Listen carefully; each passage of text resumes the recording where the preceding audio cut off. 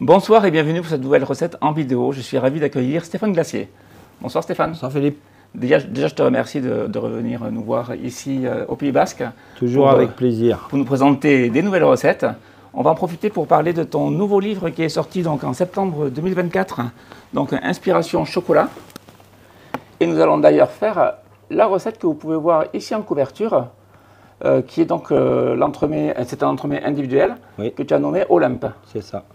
C'est un petit gâteau qu'on a sorti un petit peu avant les Jeux Olympiques et qui fonctionne très bien en boutique et qui est assez photogénique comme vous pouvez le voir. Donc on va vous montrer tous les secrets de cette délicieuse pâtisserie. Donc il contient entre autres une pâte sucrée à l'amande. Pâte sucrée sablée aux amandes, pâte à choux pour les petits choux, crémeux chocolat, chantilly chocolat et on aura un glaçage traditionnel au fondant comme pour les éclairs. Bien. Ça ressemble un petit peu à une religieuse en... Oui. Oui, pour les clients au magasin, ils l'assimilent souvent à une religieuse revisitée. D'accord. Voilà. Mais c'est un gâteau qui a du succès. J'ai hâte de le goûter. Donc on va commencer tout de suite par une pâte sucrée. Pâte sucrée, pâte sablée? Alors pâte sucrée, pâte sablée. Souvent quand je démarre mes stages à l'école chez moi, je fais un quiz, à savoir la différence entre de la pâte sucrée et de la pâte sablée. En fait, c'est la même recette, c'est juste le process de fabrication qui change. Si on part sur un sablage beurre, farine et qu'on ajoute les œufs après, c'est une pâte sablée. Si on part sur un crémage beurre, sucre, les œufs et la farine en dernier, c'est une pâte sucrée. D'accord. Voilà, je dirais que si on est moins habitué et qu'on maîtrise moins, la pâte sucrée est moins ratable que la pâte sablée. Et est-ce qu'il y a une pâte qui a de la levure chimique et une qui n'en a pas? Ça n'a rien à voir. Non, ça n'a rien à voir. Il existe des pâtes sucrées ou sablées où on met de la levure chimique pour avoir une texture différente. Mais l'interprétation du terme vient plus du process. D'accord. Voilà, donc on va démarrer avec le beurre, vous voyez, qui est tempéré, parfait. Donc nous, on va faire une pâte sucrée, on va faire un crémage et on mettra la farine en dernier. Voilà. Bon, du beurre doux de cuisine à 89%, de matière grasse. Également, donc, on a du sel fin, de la poudre d'amande brute. Donc là, on va mettre le beurre, les secs sauf la farine, donc le sel fin, comme tu viens de le dire. L'amande. La poudre d'amande. Alors moi, je travaille beaucoup des fruits secs avec la peau, ce qu'on appelle poudre d'amande brute. Je trouve que ça fait une pâtisserie qui a plus de caractère que quand on est sur de l'amande blanche. Le sucre glace. S'il est très granuleux et en mode, vous pouvez le tamiser, mais ce n'est pas obligatoire. On va déjà crémer cette partie. Ensuite, on va ajouter l'œuf. Et une fois que la texture sera à peu près lisse avec l'œuf, on mettra la farine. D'accord. Dans le côté granuleux du sucre glace que tu disais à l'instant, c'est l'humidité ambiante qui fait qu'il devient granuleux. Ce n'est pas du tout un problème de qualité ou quoi que ce soit. Et on a donc de la farine type 65 qu'on rajoutera par la suite et de l'œuf. Donc ici j'utilise mon robot ProBaker que vous commencez à connaître, que j'affectionne particulièrement parce qu'il fait des pétrissages vraiment parfaits, surtout pour faire des brioches ou de la pâte à pain.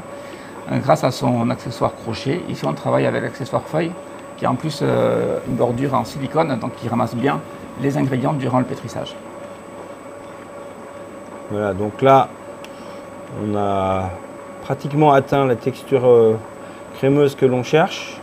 Tu travailles à vitesse lente, hein? Oui. Donc tu parlais de farine T65, toujours pour les pâtes, éviter les T45 ou les farines de force. Et puis sur des pâtes sablées ou des pâtes à quiche ou des pâtes où vous voulez pas de force et pas de déformation, il est conseillé de pétrir en vitesse lente pour éviter de donner de la force et du corps en fait. D'accord. Là on va pouvoir ajouter notre œuf. Voilà. Bon, c'est de l'œuf entier. Et dès que l'œuf va être mélangé, on va mettre la farine. Alors si vous avez vraiment peur de donner trop de mélange et trop de force, vous pouvez mettre la farine en 2 fois. Et sur une petite quantité comme ça, il n'y a pas beaucoup de risques.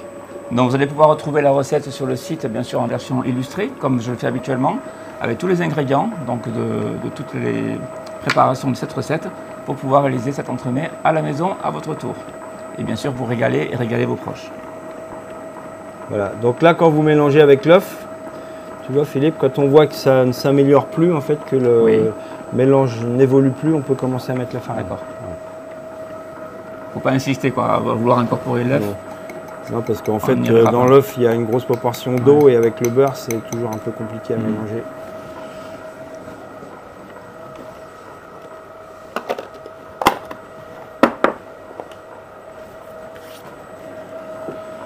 Donc c'est une pâte qui doit être faite un petit peu à l'avance. L'idéal, c'est la veille. De façon à bien reposer. Si vous n'avez pas la possibilité de la faire la veille, il faut compter quand même au moins 2 ou 3 heures de frigo avant de pouvoir la retravailler et l'étaler. Et j'ai pas de robot, est-ce que je peux la faire à la main? Oui, dans un saladier, ça va bien, en respectant l'ordre qu'on a fait. D'accord. Quand je dis à la main, c'est à la spatule, mais sans moyen mécanique, électrique.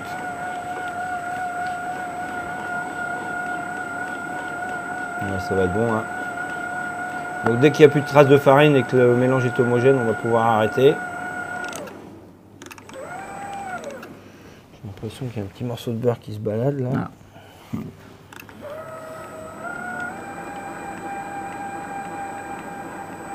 Parfait. Alors ici, ça c'est pour après. Je vais prendre une corne, ça sera plus facile que la maryse. On va bien débarrasser notre feuille pour bien récupérer toute la pâte.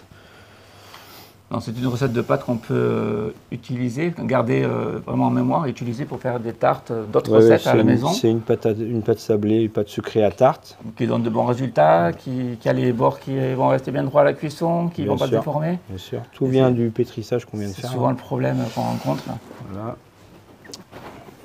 Donc ça, c'est une pâte que vous pouvez garder jusqu'à 8 jours au réfrigérateur. Et si vous en faites une quantité plus importante et que vous n'en avez pas l'utilité tout de suite, vous pouvez même la congeler dans un film, la sortir la veille du frigo et la réutiliser comme si elle venait d'être faite en fait. Et l'excédent, est-ce que je peux le recongeler du fait qu'elle a déjà été congelée ou non? L'excédent. L'excédent de pâte, j'ai congelé un bâton de... S'il y a cuisson derrière, la congélation et décongélation, ça ne craint rien. D'accord. Hop.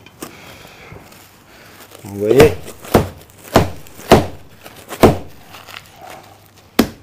voilà. On la met assez plat comme ça dans le film.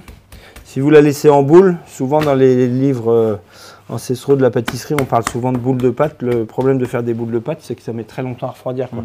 Si vous l'aplanissez bien comme ça, là, dans 2 heures au frigo, elle est prête à reprendre en fait. D'accord. Très bien. Voilà. Donc 2 heures plus tard,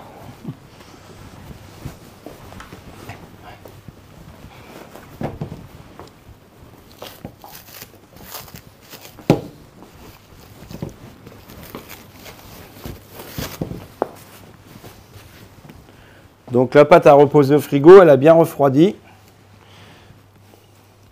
Voilà. Quand on travaille les pâtes, on a beau être comme vous à la maison ou un chef confirmé ou un meilleur ouvrier de France, il n'y a qu'un secret, c'est qu'il faut que les pâtes soient froides.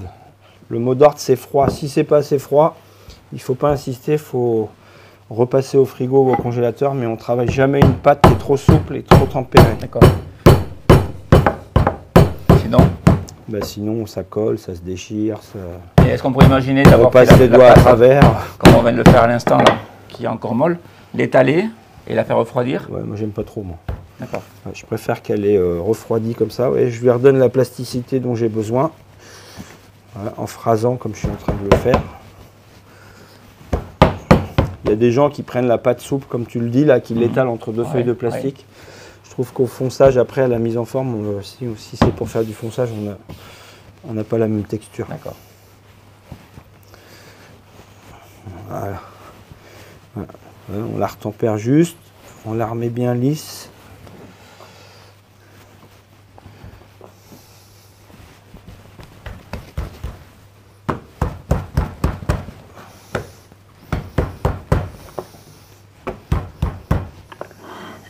Et là, on va étaler à 2 mm d'épaisseur. On va faire des disques de pâte sablée, pâte sucrée, qui seront en fait la base du dessert.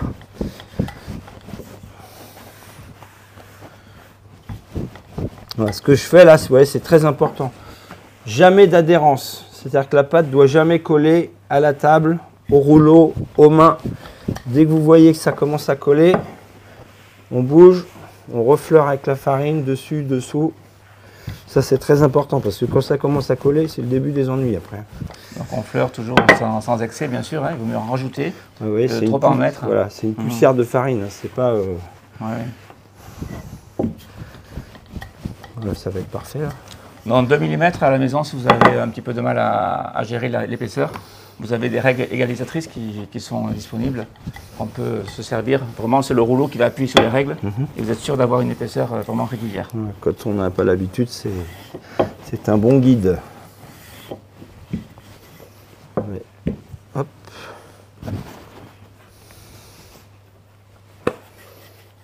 Et tu vois, elle a une super texture, elle travaille bien. C'est impeccable. Donc les petits points bruns que vous voyez, c'est la peau des amandes, hein. La poudre d'amande brute. Alors ici, on peut piquer avec un pique-vite, on peut détailler en l'état, on peut piquer à la fourchette après. On va détailler avec un emporte-pièce ou un cercle, si vous avez. Alors l'emporte-pièce, tu as pris, oui, c'est un cercle. J'ai pris un cercle à petit gâteau là. En diamètre. On est sur du 8 cm. Voilà. Et là, je viens déposer mes fonds sur un tapis sile-pain. C'est comme du sile-pâte, mais c'est ajouré. Ça va permettre qu'à la mise au four, la pâte va s'incruster dans la maille en fait, et vous n'aurez aucune déformation. Et quand vous utilisez ces tapis là, il n'y a plus besoin de piquer. Nous par exemple à la pâtisserie, on cuit beaucoup nos fonds de tarte là-dessus. On pique plus et on n'a plus jamais de bulles d'air et de... Donc je vois venir la question, est-ce qu'on peut utiliser un papier sulfurisé vu que j'ai pas de sile-pain à la maison? Oui, on peut. Alors on peut, mais il y a le côté qui ne se déforme pas à la cuisson si on utilise ce genre de tapis. Donc voilà.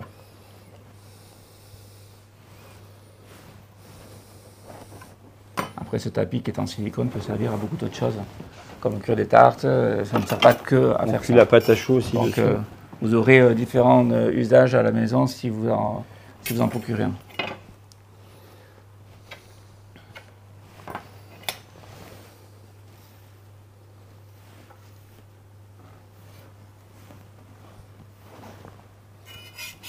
Voilà. Après, je vais vous faire voir quelque chose qui est important.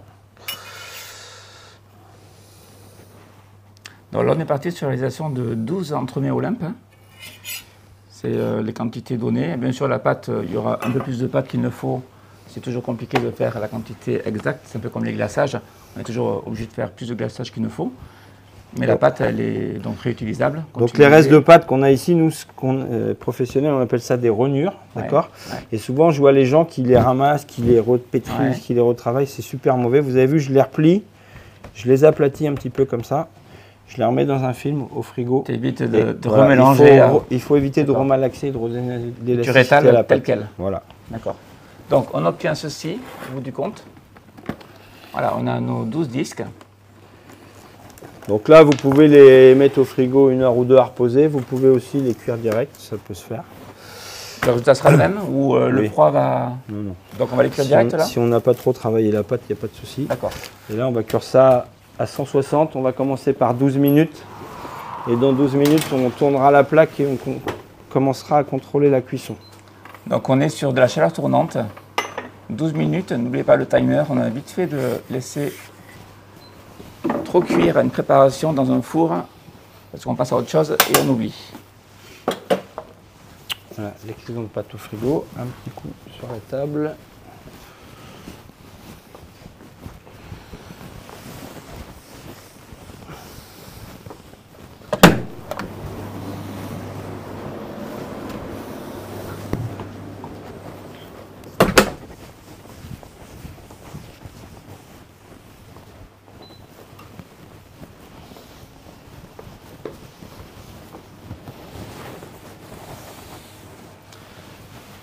Voilà, la pâte est prête, elle est en cuisson. On va maintenant démarrer la seconde pâte qui est une pâte à choux. Pâte à choux.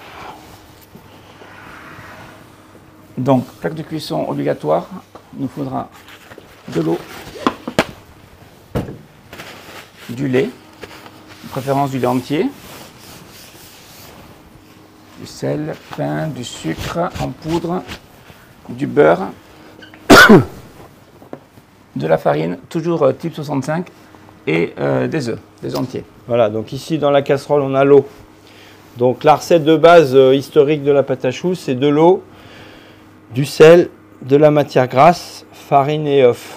Au fur et à mesure des années, on a tenté d'améliorer et de parfaire la recette. Donc là, il y a une partie d'eau, une partie de lait. Le lait dans la pâte à choux va donner du moelleux. et va réguler un petit peu la pâte à choux en cuisson de façon à ce qu'elle éclate moins. D'accord? Donc plus moelleux, un petit peu moins de développement et moins d'éclatement au four. D'accord. Le sel qu'on a toujours mis dans la pâte à choux. Et moi, je mets un peu de sucre. Alors, dans certaines recettes, vous trouvez du sucre, dans d'autres moins, dans d'autres pas. Le sucre donne une belle coloration en cuisson. C'est pour la coloration, ça donne un petit goût sucré également. Surtout pour la coloration. Parce que si je veux faire une recette salée avec une pâte à choux, je peux m'en servir, mais j'enlève le sucre. Oui, c'est ça. Voilà. C'est la même recette sans sucre. Ouais. Le beurre, matière grasse. Oups. Voilà. Donc là, on va faire fondre ensemble. On va porter à ébullition. Et après, je vous montrerai comment incorporer la farine et les œufs. Voilà, mais il est indispensable qu'avant l'ajout de la farine, le beurre soit fondu et que l'ensemble soit à ébullition. On va mettre un fouet. Donc là, on a mis nos sablés au four à 160. 160, ça sera à peu près la même température de cuisson que pour les choux. On augmentera un peu le four pour les saisir et puis on baissera à une température relativement douce à chaque fois. Oui. Quand on t'a reçu à Noël, tu avais cuit également tous tes biscuits à toutes tes préparations à 160. 160, c'est une température courante en pâtisserie. Sur une pâte sablée, par exemple, pâte sucrée, comme on a fait là, si vous cuisez plus chaud, elle prend de la couleur, elle cuit sur les bords, mais au milieu, elle n'est pas cuite.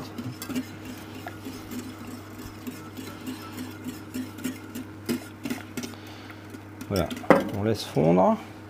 Ici, on a nos plaques qui sont prêtes pour le dressage. Et pour la pâte à choux, pour les petits choux bien lisses qu'on va faire là, ma préférence va à des plaques de cuisson pâtissière. Oui, ce matin, tu me cherchais une plaque à pâtisserie pour la cuisson et voilà. Je t'ai dit, tu veux de la tôle ou à revêtement en terre d'airain? Et tu m'as dit, tu as de la tôle? Oui, oui. Donc, légèrement graissée à la bombe là. Pourquoi tu préfères cette qualité de... C'est la surface la plus lisse, c'est ce qui va donner un chou plus régulier.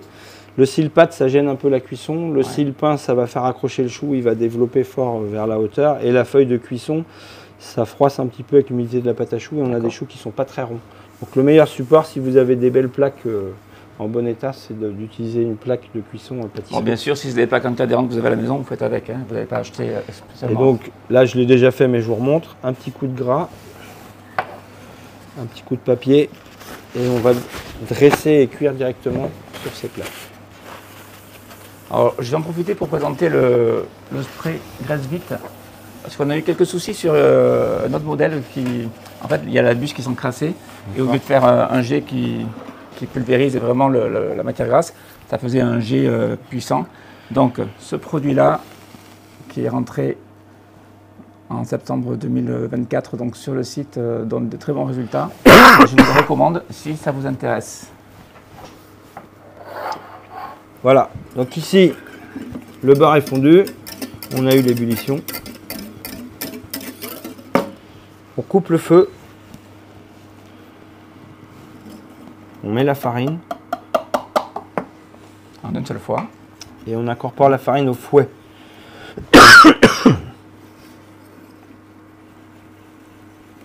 Alors bien souvent, on voit les recettes, c'est à la spatule. Oui, alors le fouet, ça permet que la farine n'a pas le temps de cuire, elle n'a pas le temps de faire l'amalgame et vous n'avez pas de grumeaux en fait.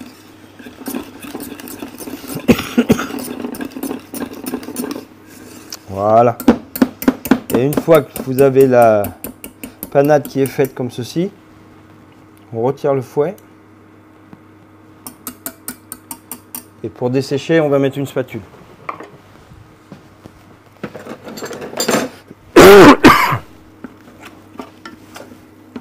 Donc là, mon feu est toujours éteint, je vais le rallumer doucement.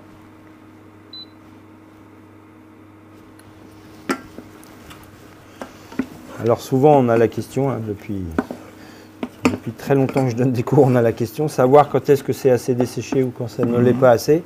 Il faut simplement que la panade n'adhère plus du tout à la casserole en fait. Bon, ça vient assez vite. Hein. Alors sur des petites quantités comme ça, c'est rapide. Mais ça fait une boule de pâte qui colle plus, qui reste pas sur les bords de la casserole.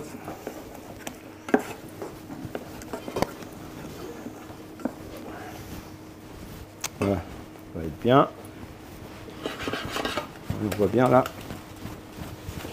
On va débarrasser ça dans la cuve du mixeur. On va faire tourner à la feuille pendant 1 minute sans rien ajouter, juste pour refroidir très légèrement, évaporer un peu. Et ensuite, je vous montrerai comment on ajoute les œufs.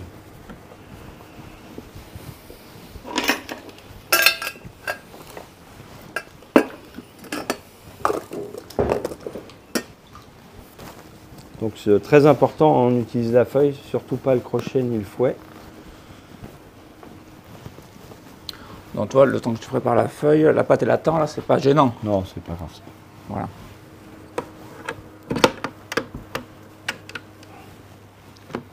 Hop. Petite vitesse. Alors je sais pas si on le voit à l'image, mais Ça fume. ça fume un petit peu. Donc c'est cette chaleur dont on veut pas au départ pour pas cuire les œufs en fait. D'accord. On rappelle que l'œuf coagule à 86 degrés à peu près. Ouais, c'est ça. Donc, Il faut être en dessous quand Ouais. on commence à ajouter les œufs. Et par contre, comme je sais que tu vas me demander, je le dis avant, moi j'aime bien dresser la pâte à choux quand elle est chaude. C'est-à-dire qu'on arrive à mieux la dresser, à faire des jolis choux bien réguliers. Ils se lissent un petit peu tout seul après le dressage, alors que si la pâte à choux est froide, c'est plus compliqué. j'allais y arriver en effet à cette question. Voilà. On n'y était pas encore, mais pas loin. Donc les œufs un par un ou en 2 ou 3 fois. Vous ajoutez de l'œuf, vous attendez qu'il soit incorporé, vous rajoutez de l'œuf. Il ne faut pas noyer la pâte à choux au départ, sinon elle n'aura plus du tout la même texture à la fin. Là, tu mets combien de choux? 4 pour un entremets? 4 pour un petit gâteau. C'est ça. Donc là, on aura forcément un peu plus de choux. Hein. Oui, donc j'allais y venir. On va avoir une quantité de pâte supérieure à la quantité nécessaire.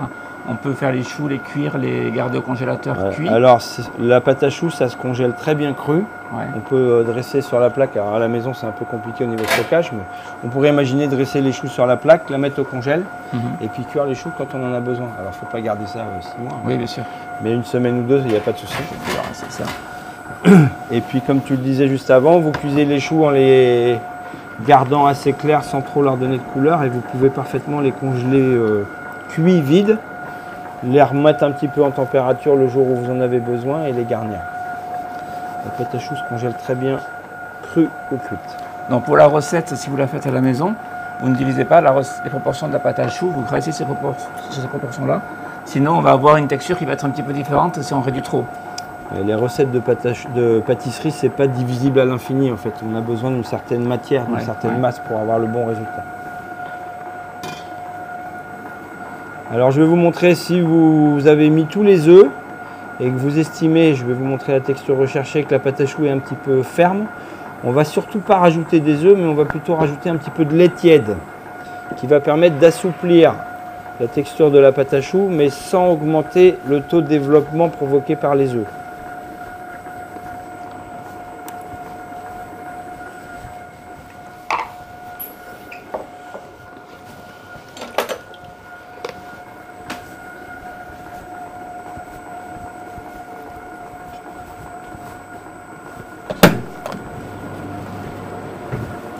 Voilà, là, je commence à racler un peu les bords pour que la pâte à choux, la texture soit bien homogène.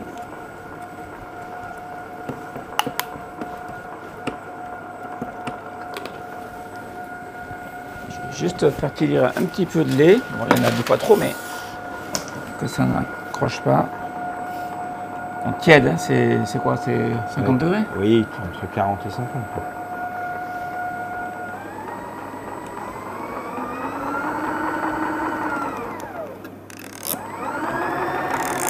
Alors je vais déjà vous montrer la texture obtenue là.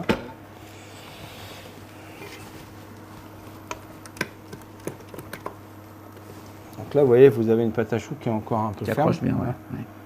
Voilà. Alors là, on est à 12 minutes de cuisson. On a des sablés qui sont encore bien pâles. On va tourner, Tourner la plaque. Changer de hauteur dans le four. D'accord. On peut en mettre 5, 6. Donc là, pendant que Philippe gère les sablés au four, moi je finis la pâte à choux. Donc j'ai déjà ajouté un tout petit peu de lait. J'avance le mélange.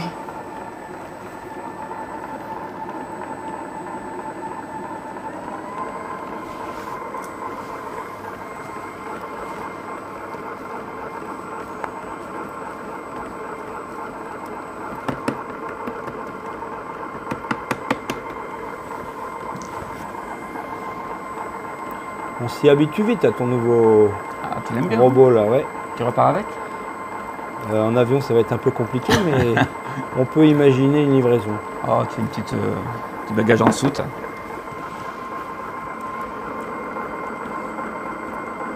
Il est pas mal, oui. Je te l'accorde.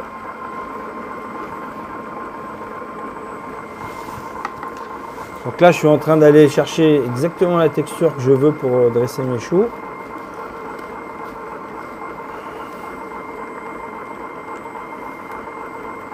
Donc là, il y a l'expérience aussi que tu as, que nos internautes n'ont peut-être pas non plus entièrement. Il faut vraiment bien sentir. Alors la pâte à choux, quand on dit pâte à choux, les gens ils disent oh, pâte à choux, c'est quand même une des choses assez techniques en pâtisserie. Pâte à choux, macarons. Ouais. Ouais.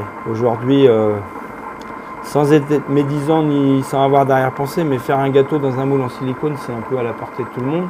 Pour maîtriser des gâteaux comme le chou, le millefeuille, le macaron, ça demande un peu plus de pratique et d'expérience. Il n'y a pas de moule dans ces recettes-là, donc je pense qu'on va être pas mal. On est moins bien cadré.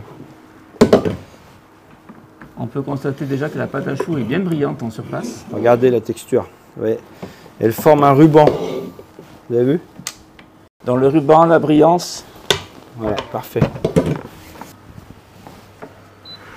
Donc ici, on va faire le petit crumble qui va venir couvrir les petits choux pour qu'ils soient bien réguliers en cuisson. C'est une sécurité quand on cuit des petits choux dans des fours ménagers, de mettre une petite fine pellicule de crumble dessus. Alors toi, tu l'appelles crumble, souvent on dit craquelin. Craquelin, crumble, streusel. Donc le beurre un peu mou. On mélange jusqu'à l'obtention d'une pâte, comme une pâte sablée, mais sauf qu'il n'y a pas d'œuf. On va prendre 2 feuilles de papier cuisson. Un petit emporte-pièce de 4 cm de diamètre, un rouleau à pâtisserie. On va étaler la pâte entre 2 feuilles. Alors, tu te rappelles Philippe, on avait dû déjà faire ça à Noël pour la bûche comme un Saint-Honoré. Ça permet d'avoir également une régularité à la cuisson. Oui, c'est une sécurité dans les fours ménagers en fait.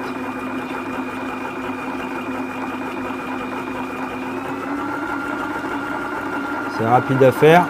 On va étaler entre les 2 feuilles, on va décoller la feuille du dessus. On va marquer avec l'emporte-pièce, passer au congélateur 5 minutes, décoller et poser ça sur nos petits choux.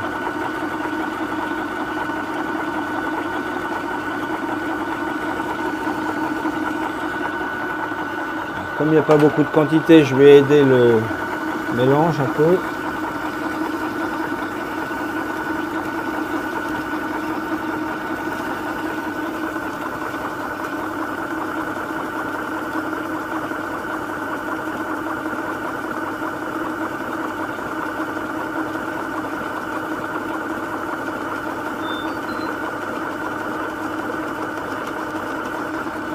Voilà, on y est.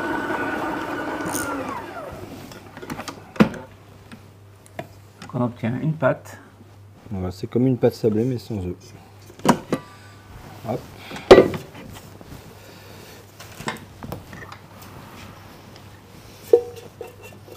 C'est vraiment une petite quantité.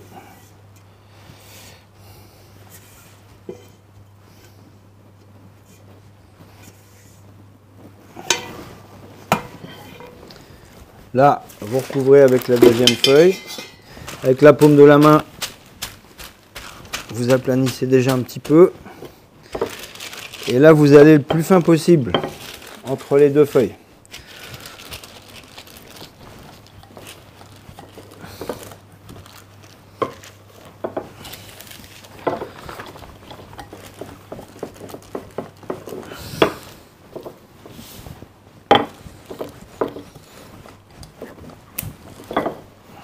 On retire la feuille du dessus. On marque avec le petit découpoir. Non, le plus fin possible. Hein. T'as fait. C'est très fin, tu l'as vu. 2 mm, même pas.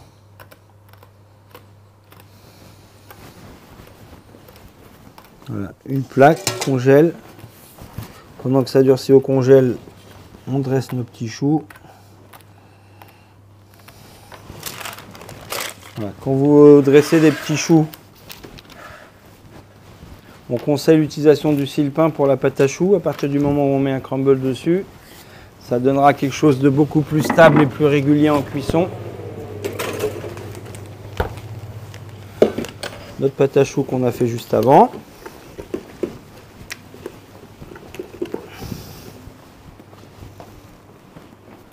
Voilà. Une belle texture, vous voyez.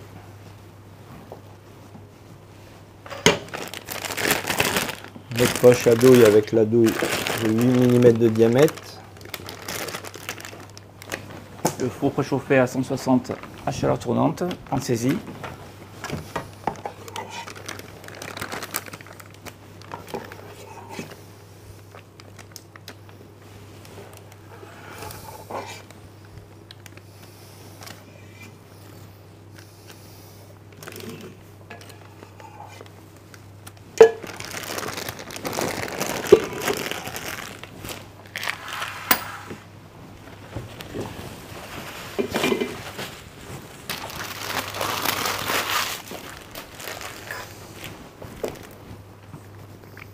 Et là, tu poches donc des choux de 3 cm environ de diamètre. Voilà. Donc 3 cm crus, qui nous feront des choux d'environ 4 cm cuits. C'est ça.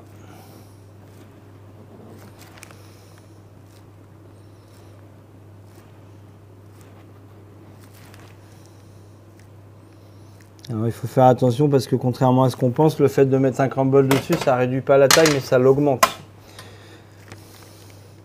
Un chou avec un crumble va développer 30% de plus qu'un chou sans crumble. Voilà, la pâte sablée, le crumble cuit en premier, coagule et vient tirer sur la pâte à choux, ça augmente son volume au four.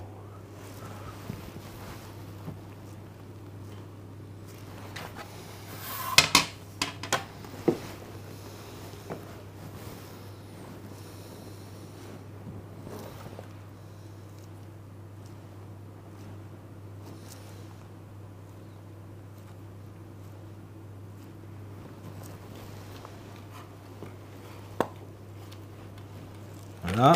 Donc avec cette quantité de pâte, on sort 54 choux, c'est ce qu'on a sur notre plaque. Donc de quoi faire vos 12 Olympe sans aucun problème. Les petits crumbles. Je vais chercher le crumble, pour prendre craquelin également.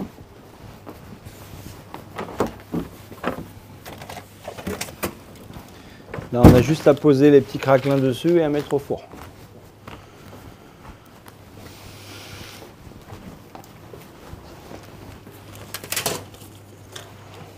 Donc une fois congelés, bien sûr, on les démoule, on défait les pastilles et on vient les poser délicatement sur chacun des choux, bien centré.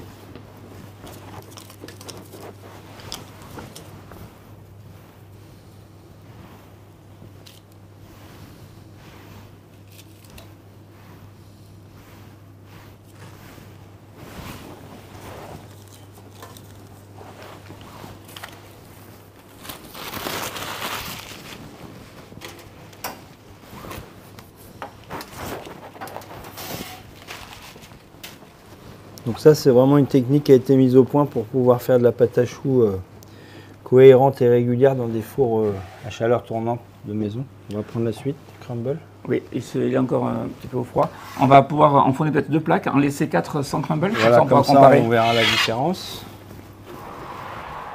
Porte entrouverte, 160, on part sur 25 minutes. 20 minutes, 25 minutes.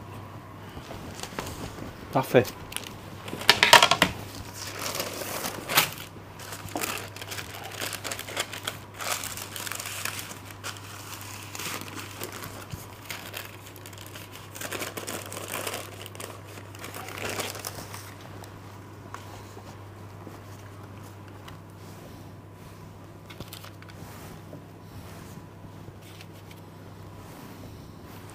Donc, dans un four, on a mis 2 plaques. Évitez d'en mettre 3 dans le même four. Ça cuit moins bien, il y a trop de vapeur, ça ferait éclater les choux. 2 cuissons. Nous aussi, on a 2 fours, donc on peut le faire en même temps.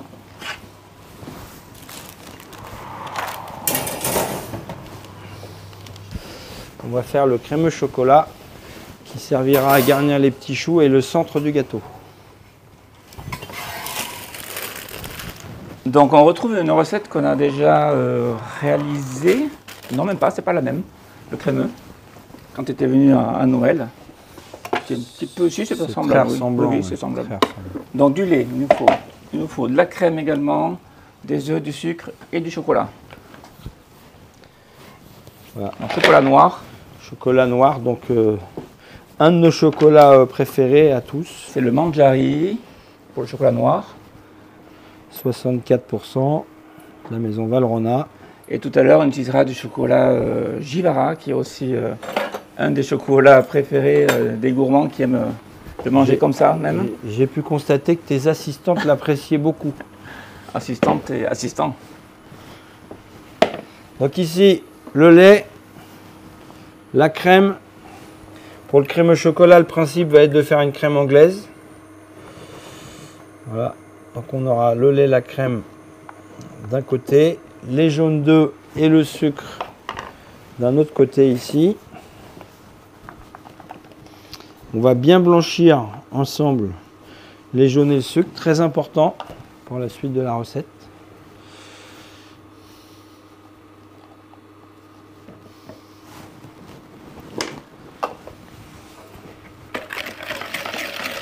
Alors tu t'en rappelles Philippe, j'avais expliqué pour le blanchiment il y a quelques mois. Tu le dis et redis, mais c'est important. Voilà. Donc là, en fait, le blanchiment, c'est l'action de faire fondre le sucre dans les jaunes sous l'action du fouet. Et souvent les gens me demandent, mais quand est-ce qu'on sait si c'est assez blanchi? Là, vous pouvez entendre, si je m'arrête de parler, les cristaux de sucre. C'est blanchi quand on n'entend plus les cristaux, en fait. Ça veut dire que le sucre est fondu.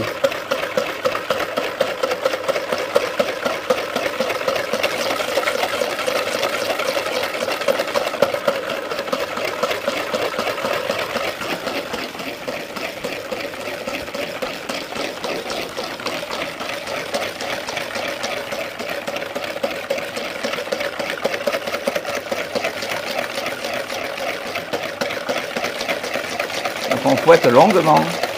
5 minutes. Et non pas d'un seconde. Voilà. Et toute l'air que vous avez incorporé en blanchissant les jaunes et le sucre ensemble, ça va vous permettre de monter vos préparations en cuisson, sans que les jaunes coagulent et sans faire des œufs brouillés. Voilà. Le lait et la crème sont bouillants. On en verse un tiers.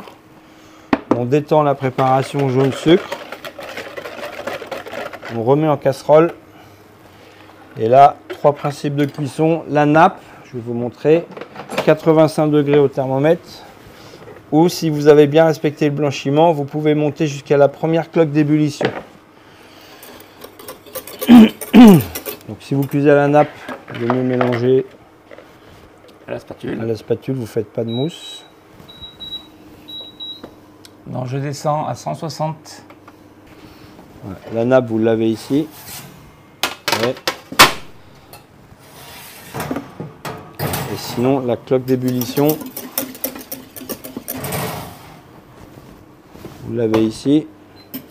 Si vous allez jusqu'à l'ébullition, il est très important de sortir vos casseroles du feu et de continuer à fouetter pour arrêter la cuisson. Sinon, l'inertie de chaleur pourrait continuer à cuire et votre anglaise serait trop cuite.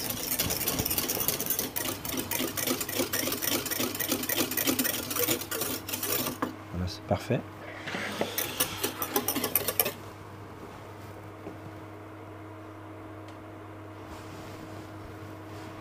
Si c'est allumé, ça marcherait mieux, non? C'est sûr.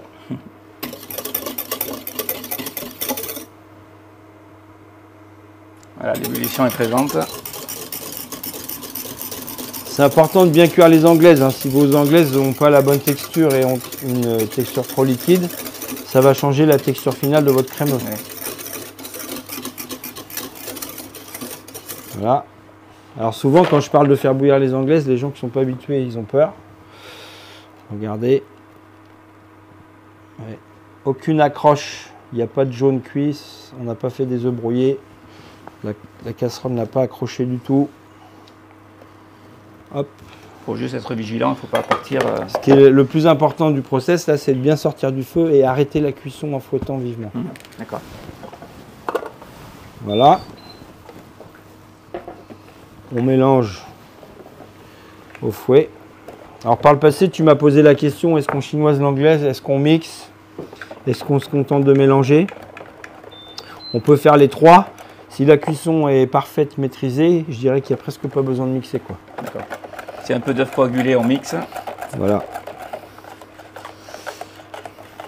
Et ça, on s'en rend compte lorsque le mélange est fait. Mais bon, comme je dis à mes apprentis souvent, il y a 20 ou 30 ans, on ne mixait pas, on n'était pas habitué à utiliser le mixeur dans les ateliers, dans les laboratoires, et on faisait quand même des gâteaux. Tout à fait. Hop.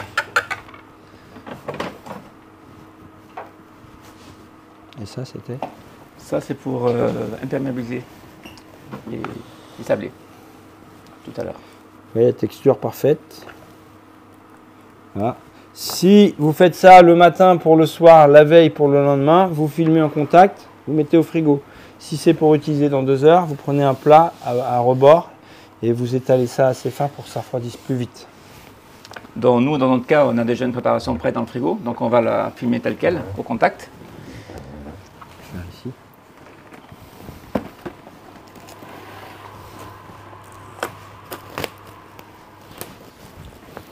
Donc, comme vient de le prononcer Philippe, toujours contact. Si vous filmez en suspens, c'est comme si vous faisiez rien. Et quand les masses sont très liquides, moi je filme 2 fois, contact et par-dessus. Hop. Et ça, on peut mettre au frigo. Avant de le réutiliser, il faut quand même 3 ou 4 heures de frigo pour que ça reprenne bien une bonne texture pochable. Voilà, donc ici on va faire la chantilly. Donc pour la chantilly, si vous pouvez, il est très préférable de faire cette préparation la veille ou sinon le matin pour le soir. Mais il est impératif que la crème est bien refroidie au moment où vous allez vouloir la monter en chantilly, sinon vous allez faire du beurre. Donc on fait bouillir la crème. Ici on a 2 types de chocolat. Chocolat Jivara lacté pour la douceur, l'onctuosité et le côté sucré. Et le chocolat noir, 64% Manjari pour la tenue de la chantilly. On avait fait une recette similaire pour Noël. Qu'avec du chocolat au lait. Oui. Voilà. Là, on aura une crème qui va mieux se tenir. Mais c'est toujours chocolat et crème et non pas, pas de gélatine, rien. Non. C'est juste une... Alors, il y a beaucoup de gens qui appellent ça des ganaches montées. Pour moi, ganache, c'est quand il y a une proportion plus grande de chocolat. Là, c'est plus des textures de crème fouettée chantilly, en fait. Voilà. Dès que la crème va bouillir, on verse sur les chocolats, on fait fondre le chocolat, on mélange bien. On réserve plusieurs heures au frigo. Idéalement, la veille pour le lendemain, c'est mieux. Toujours bien filmé. Voilà, une fois que c'est froid, on pourra monter.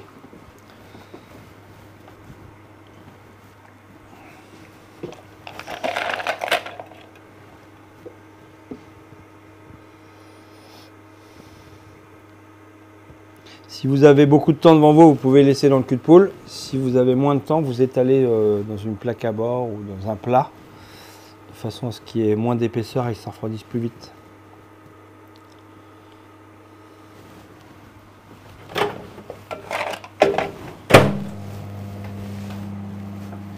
Ensuite, on va travailler avec nos petits sablés. Là, on va faire fondre du chocolat au lait. Et on va enduire chacune des 2 faces avec du chocolat lait pour éviter que le crème au chocolat qu'on va déposer dessus à la poche fasse ramollir le sablé. Surtout si les 2 faces, même le dessous? Oui. Surtout si vous faites ça par exemple le samedi matin pour un dîner le samedi soir, c'est mieux d'isoler le sablé pour pas qu'il ramollisse. D'accord. C'est pas indispensable, mais c'est mieux. Conseillé.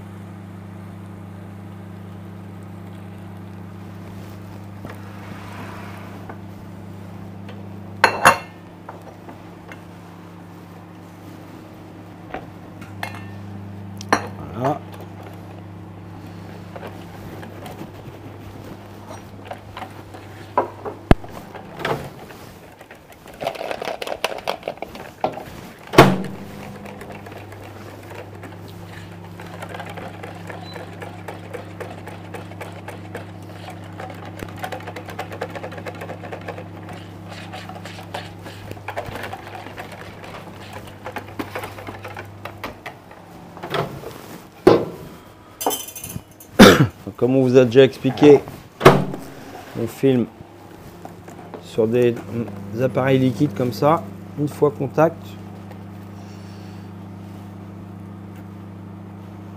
Et une fois par-dessus.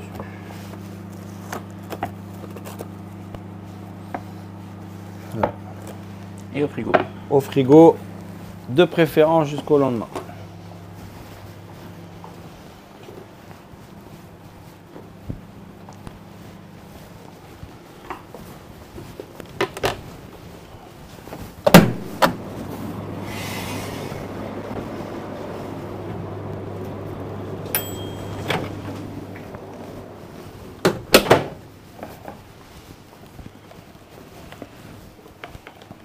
Ici, on a le chocolat au lait qu'on a fait fondre au micro-ondes. Donc, quand vous fondez du chocolat au micro-ondes, 1 minute à la fois, on mélange, on remet 1 minute. Voilà, pour le faire fondre sans le brûler, vous voyez, il est parfait là.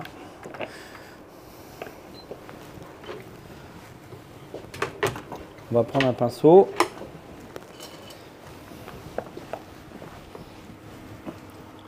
Et vous voyez,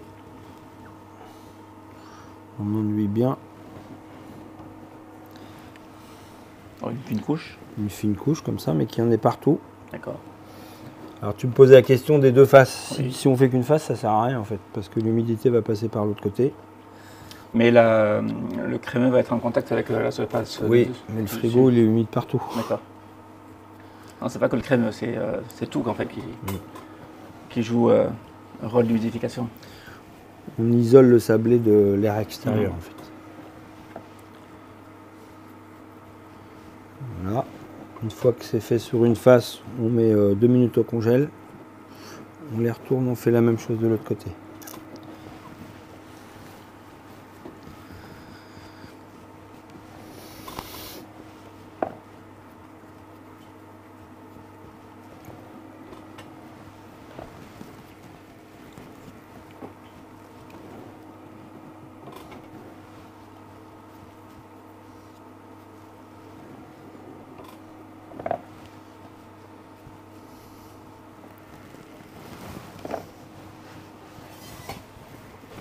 Voilà, nos petits sablés ont refroidi, la première couche de chocolat a figé.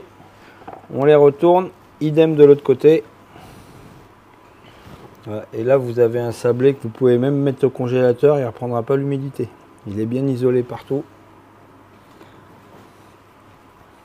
Alors quand on fait des gâteaux en cercle ou des bûches par exemple et qu'on veut leur mettre une base de sablé, c'est la technique qu'on utilise. D'accord. Même si le produit décongèle sur le sablé, comme il est bien isolé au chocolat. Donc le but, vous l'avez compris, c'est de garder le croustillant du sablé. C'est de ne ça. pas avoir un sablé qui se ramollit. Parce qu'en dégustation, un sablé croustillant, c'est très agréable. Quand il a ramolli, ça peut devenir très désagréable.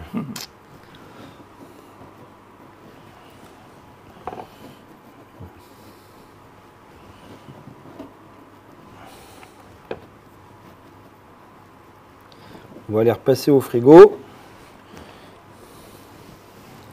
Voilà. Et là, tous nos éléments sont prêts. Les petits choux sont en fin de cuisson. Les appareils crémeux chantilly sont prêts. On va mettre un peu plus ici pour faire le dernier. Bien montré, voilà. Voilà. On n'aura plus que l'assemblage et le montage du gâteau. Bon, la cuisson des choux se termine. Après 25-30 minutes.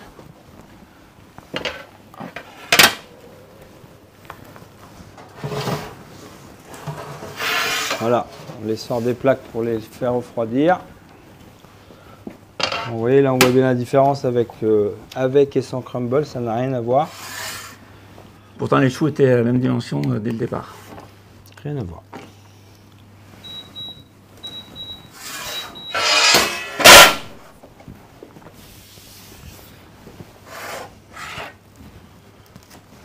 On va maintenant, dès que les choux vont être froids,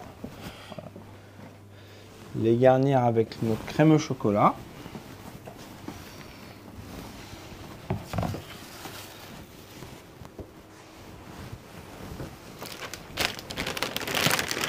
Alors je vais mettre ma petite installation, Oui. là, ma grille, la petite douille. On va leur expliquer tout ça.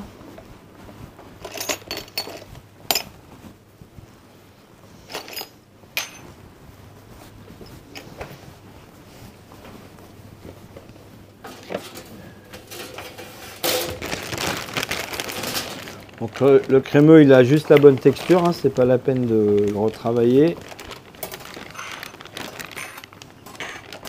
Alors, tu avais déjà montré ce système pour le remplissage des choux. Ta petite installation avec une grille et une douille, soit unie, soit cannelée, qu'on vient coincer sur la grille. Voilà, c'est juste pour percer le chou, pour éviter de trop manipuler plusieurs fois la même chose. Voilà. Là, ici, on va prendre nos fonds. On va les diviser parce qu'ils sont trop serrés.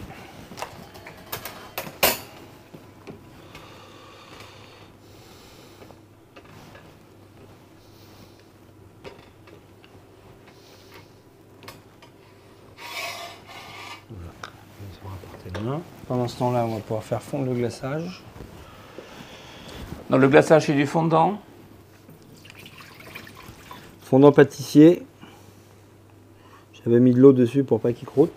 D'accord. Donc tu retires toute l'eau. Tu avais mis une bonne couche d'eau. Là, tu as retiré toute l'eau. Voilà. Et ensuite, on va ajouter le chocolat que l'on a sélectionné à 80%. Un petit peu de cacao poudre et du colorant. Ouais, c'est le chocolat Komuntu qu'on a sélectionné à 80% comme tu dis. Pas n'importe quel chocolat. Le plus haut pourcentage que l'on peut pour avoir un fondant chocolat qui ait une belle couleur chocolat. Et un petit peu de cacao. Et le colorant rouge, tu vas en mettre également dedans, c'est ça? Une pointe pour donner un peu de vie. D'accord. Voilà. Donc les choux, vous voyez, vous les percez, vous les garnissez. On va mettre une petite feuille de papier pour pas salir la plaque. Et c'est parti. Hop. Je vais mettre ça à portée de main. Ouais, on perce, on garnit.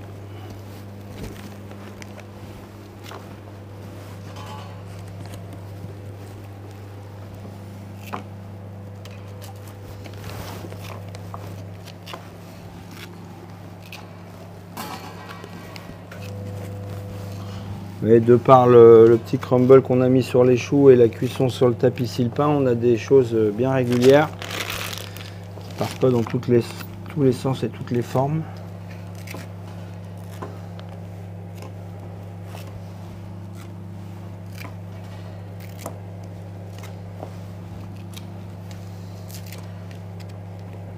Voilà.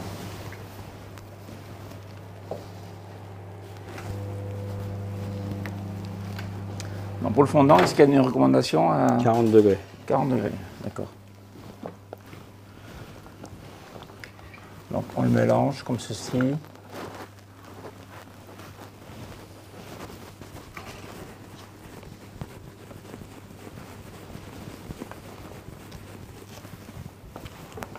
Je vais vérifier la température.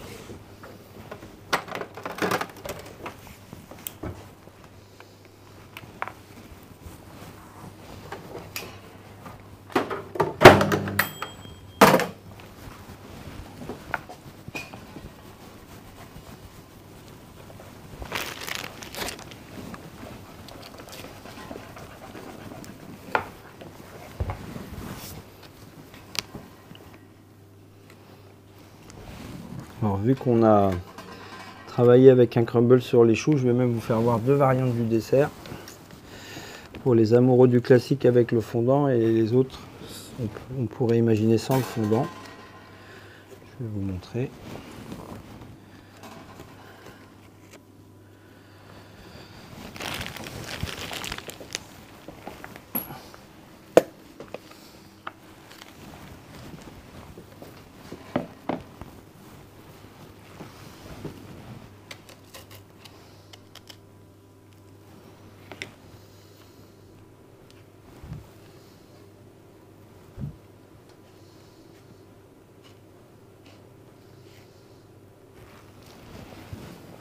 Donc il en faut 4 par entremets, c'est ça qu'on a dit? C'est ça. Donc 1, 2, 3, 4, 5, 6.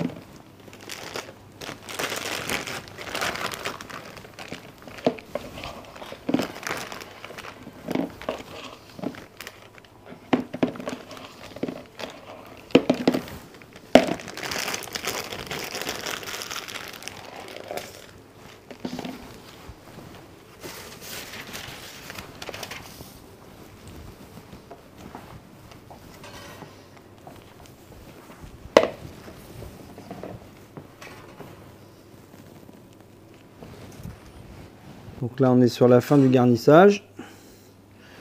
On va pouvoir glacer nos choux.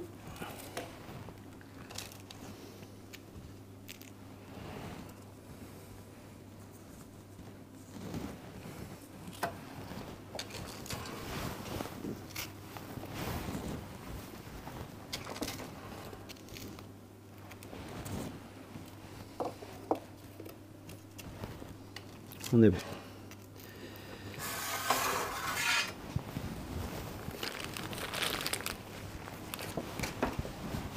Donc on va finaliser la mise au point du glaçage, Philippe. Oui. Donc, on a bien chauffé le fondant au micro-ondes.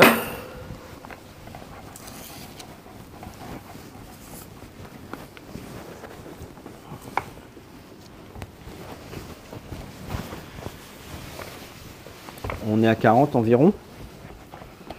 Tu as contrôlé la température? On a un poil de plus, ouais. Ouais.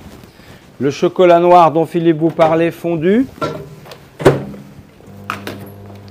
Dans le chocolat Kumontu, 80%.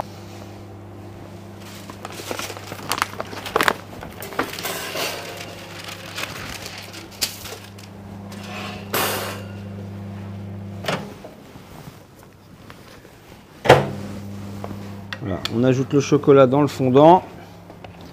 On va finir la coloration, l'aromatisation avec un peu de cacao poudre et du colorant rouge. Donc le colorant, on est bien sur un hydrosoluble, oui, qui fond dans l'eau et pas dans le gras. Les couleurs framboises. Voilà. On va prendre un tout petit peu d'eau tiède. Ouais. Alors soit de l'eau, soit du sirop si vous avez un sirop. Mais l'eau, ça fonctionne très bien. Voilà. On va mettre un tout petit peu de cacao pour renforcer la couleur.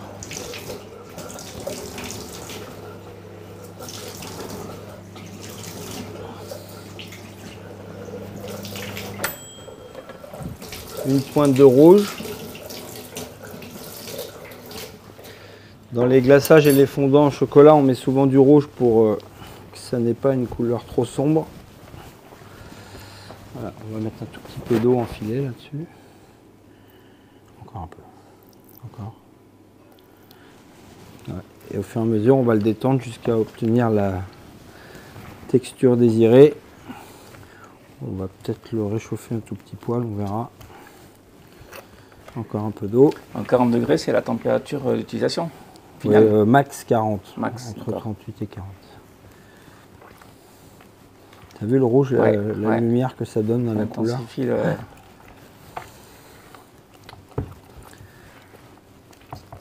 En couleur, on est pas mal là. Encore un peu d'eau.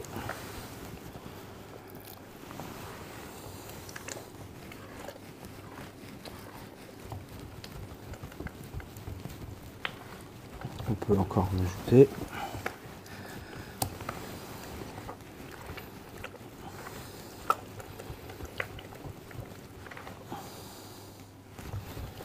On peut y aller encore.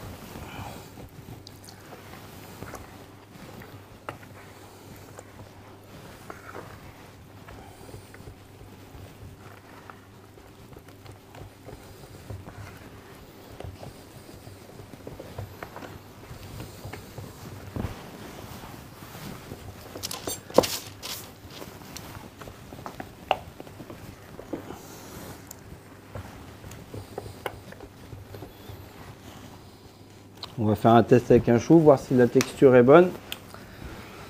Là, on est sur du 42 degrés, oui, pour être précis.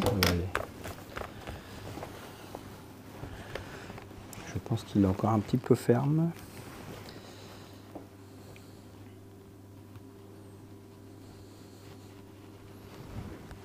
Ouais, c'est encore un peu ferme, on va rajouter un petit peu d'eau.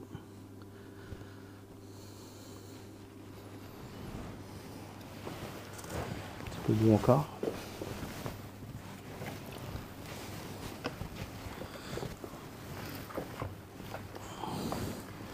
Sachant que quand on est sur des choux crumble comme ici, le fondant va adhérer un petit peu moins bien que sur un chou qui n'aurait pas de crumble, donc on va prendre le fondant un petit peu plus souple.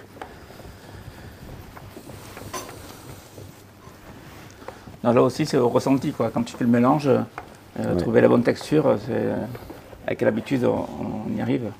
Au début, c'est un petit peu difficile. Bien souple. Voilà. D'accord.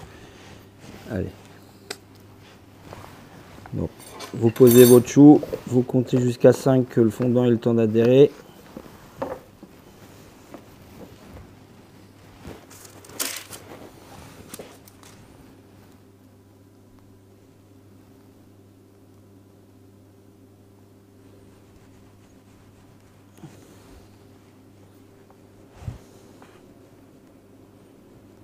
Alors, le geste est intéressant, quand tu ressors du fondant, en fait, tu ressors... J'enlève l'excédent en fait. Ouais.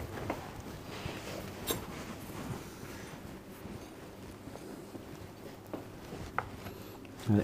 Le mélanger régulièrement parce qu'il y a toujours une Pellicule qui se forme. Une petite pellicule qui se forme dessus qui empêche l'adhésion.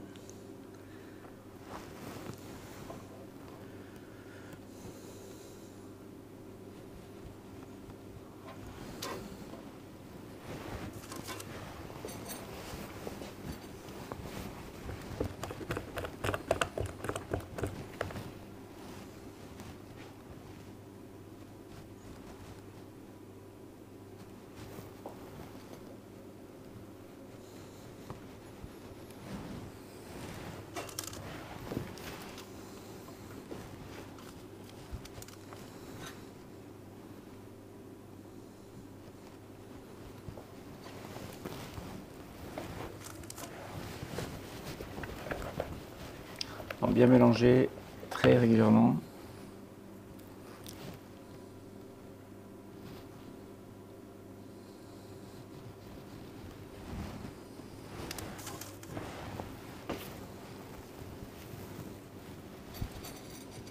Là, il faut respecter ces températures pour garder le côté brillant, c'est ça? Ouais. Sinon, il va ternir. Et puis la température fait que le fondant va figer. S'il est trop froid et que vous le détendez trop à l'eau, bah, il aurait tendance à couler et à pas figer. D'accord.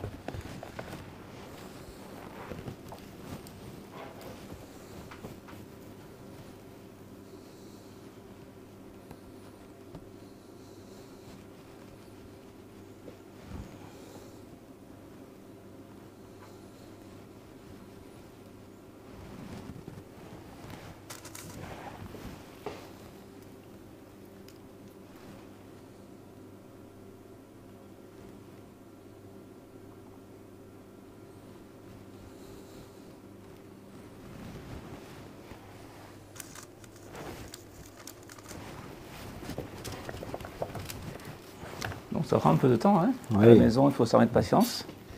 Il faut les faire délicatement, tous un par un. Après, si vous sentez que votre fondant épaissit, vous le remettez 30 secondes au micro-ondes pour qu'il ait toujours la même texture, du premier au dernier.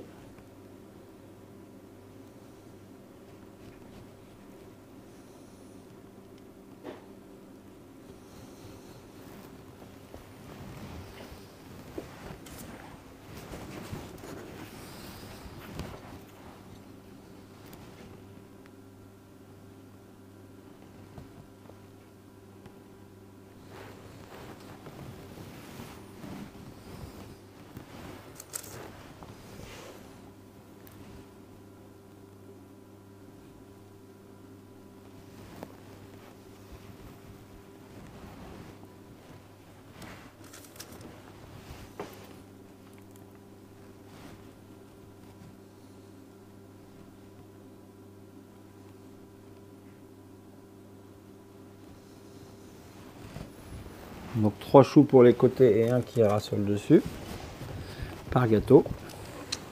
Ça brille, ça brille.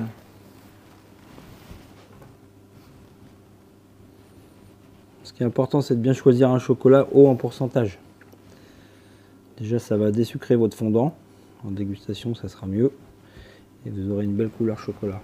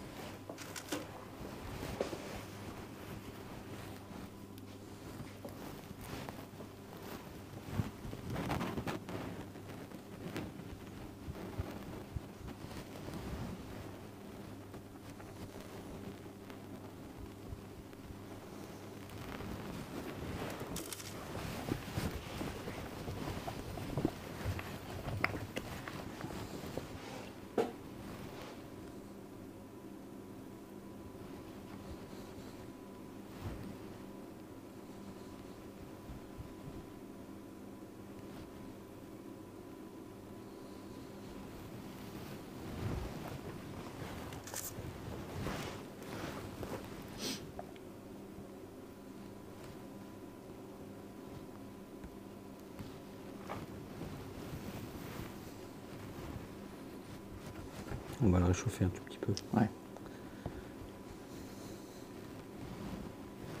Hop. Alors là, c'est plutôt du réchauffage que de l'ajout d'eau. Oui, c'est parce Faut qu'il pas- épaissit un peu parce qu'il est refroidi en fait. Ouais. Faut pas le bon choix là. Faut pas mettre de l'eau en se Si vous disant. mettez de l'eau, vous allez liquéfier. détériorer la Ouais. texture et vous risquez d'avoir le fondant qui coule après. On peut voir à la caméra ce que ça donne.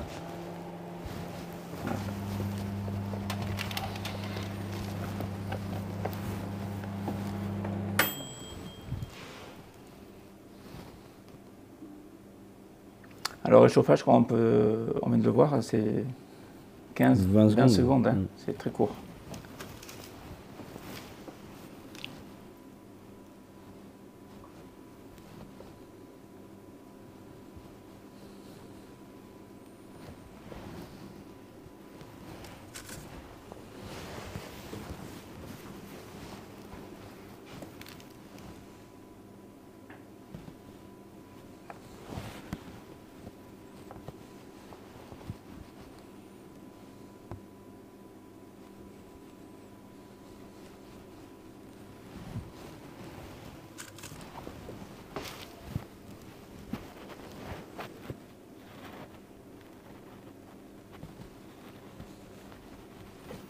Voilà, nos choux sont glacés, prêts.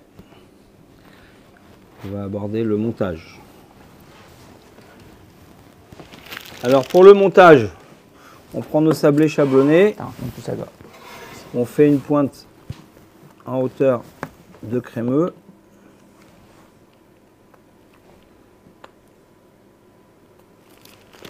On prend nos choux et on vient les caler comme ceci. Il pose sur le sablé et il colle Crémeux. au crémeux.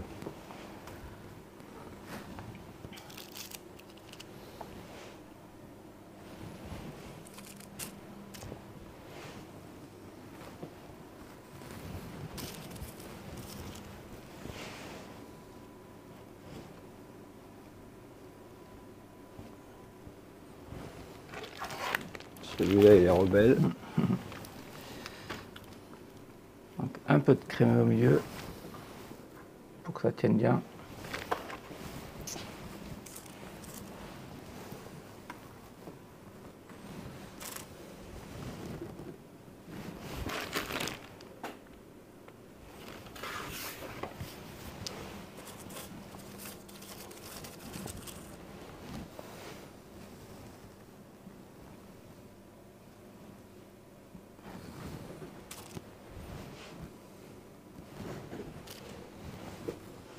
Et après, vous allez voir, c'est la chantilly qui va venir lier tout ça ensemble.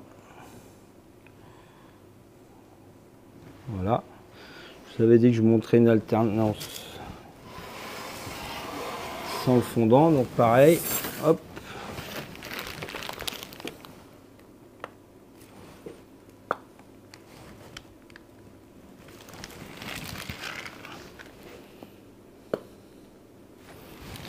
On va remettre le reste de crémeux.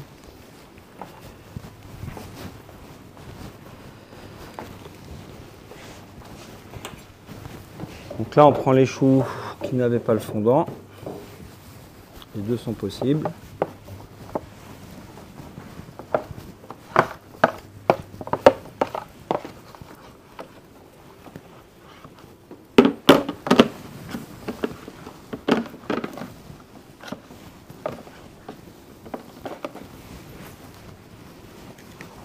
Et ensuite, on va récupérer la chantilly qu'on a fait tout à l'heure qui est froide, qu'on va pouvoir monter. Très peu il en restait.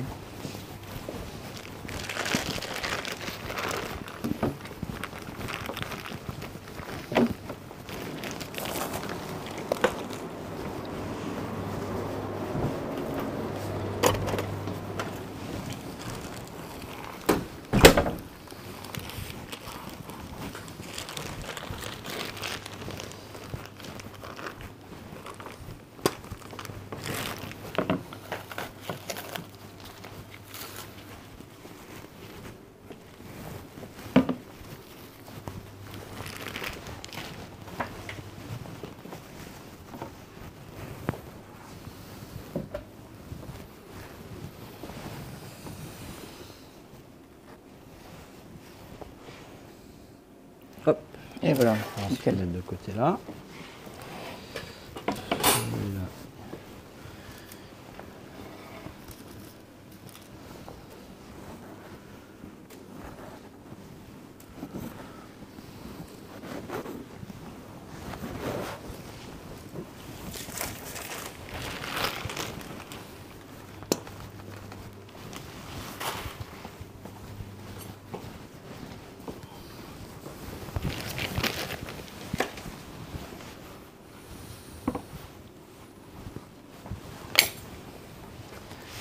Pour la chantilly, donc on prend voilà, la crème qui est bien froide. Donc préparez la veille, comme on vous l'a dit ce matin, plutôt.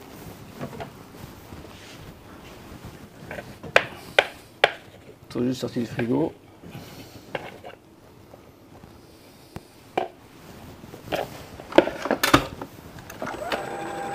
Et on monte en chantilly.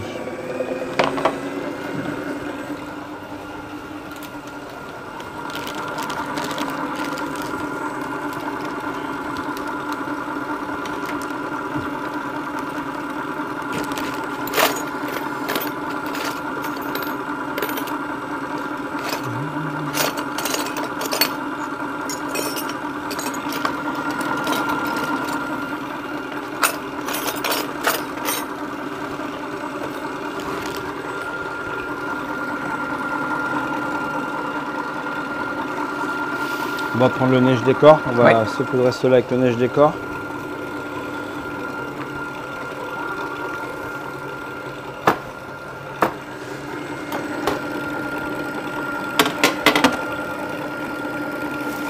Donc là, faire attention, puisque quand vous êtes sur une chantilly chocolat, il y a le gras de la crème et le gras du chocolat qui vont émulsionner ensemble et en même temps.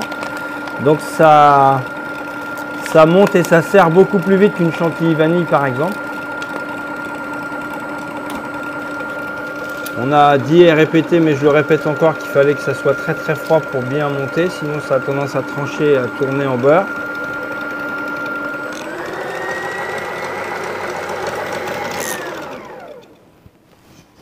Hop.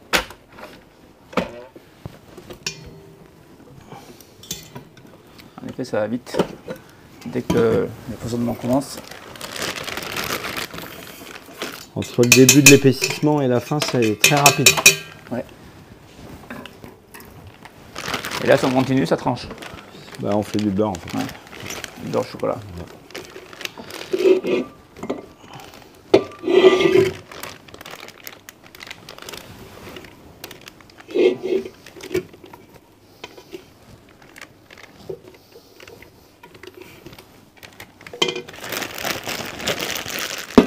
vais garder les cuves là. Ouais. Donc ici, flamme sur le côté.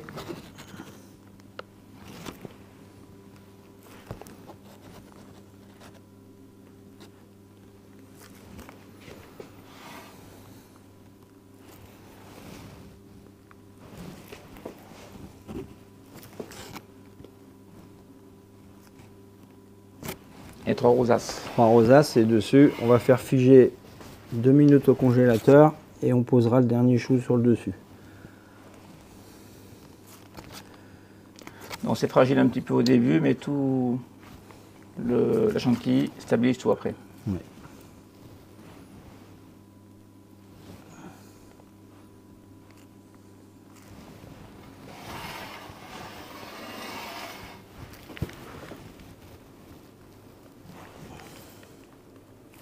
Donc comme le disait Philippe juste avant, là, tout a l'air fragile, mais en fait, quand il y a le crémeux et la chantilly, ça soude tout ensemble en fait. Ouais.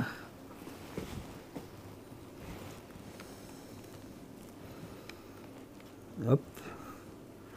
Ceux-là, on les passe 2 minutes au froid.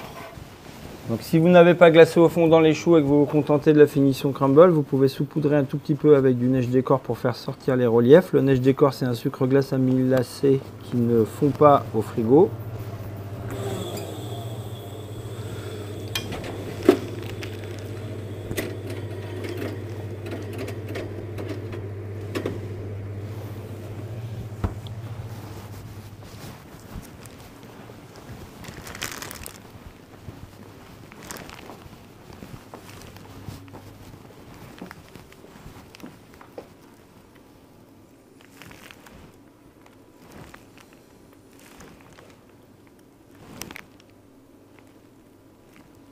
C'est une version un peu désucrée, le fait qu'il n'y ait pas le fondant. Ça amène moins de sucre en bouche. À la maison, ça peut être un tout petit peu plus simple et plus rapide.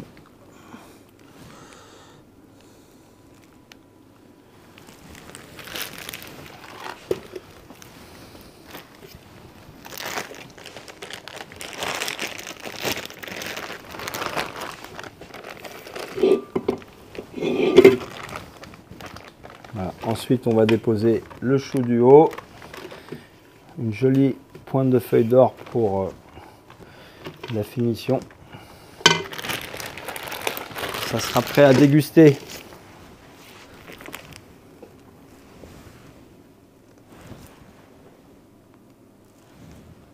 Ça fait envie en tout cas. Amateur de chocolat, allez-y.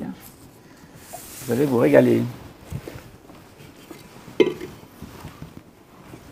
Voilà, on arrive au bout.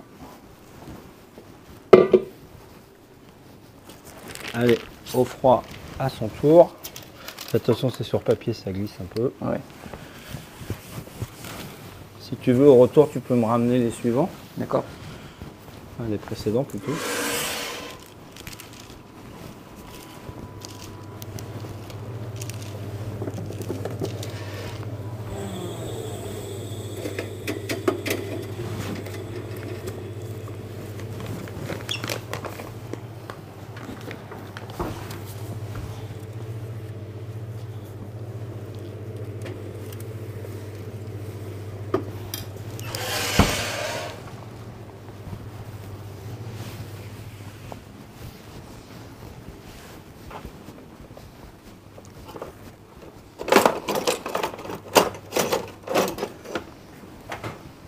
Voilà.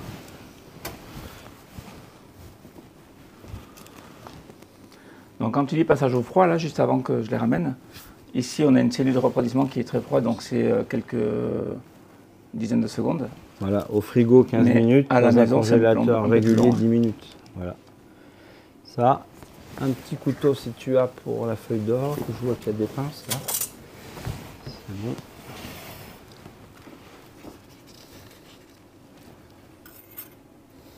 Et finition ultime.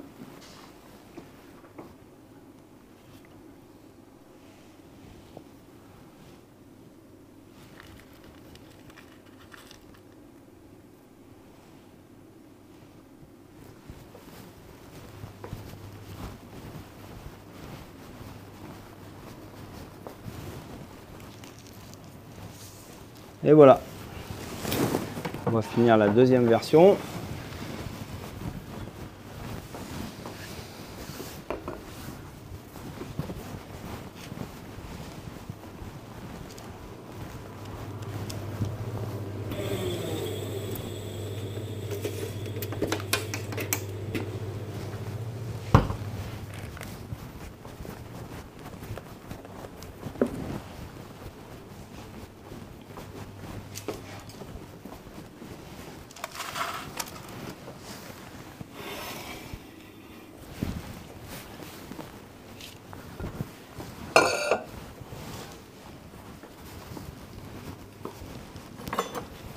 Donc là, on peut pas mettre de feuilles d'or, sinon ça n'adhérerait pas sur les choux où il n'y a pas le fondant. Voilà. On peut mettre un tout petit peu de cacao en poudre, comme je suis en train de le faire.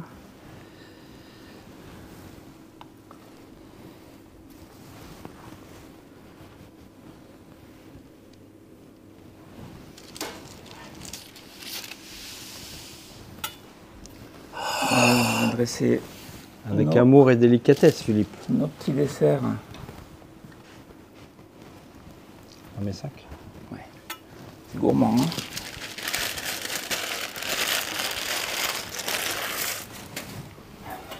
De toute façon, on est gourmand, donc ça nous correspond. Et malheureusement, ça se voit. Voilà pour un. On va dresser les autres également.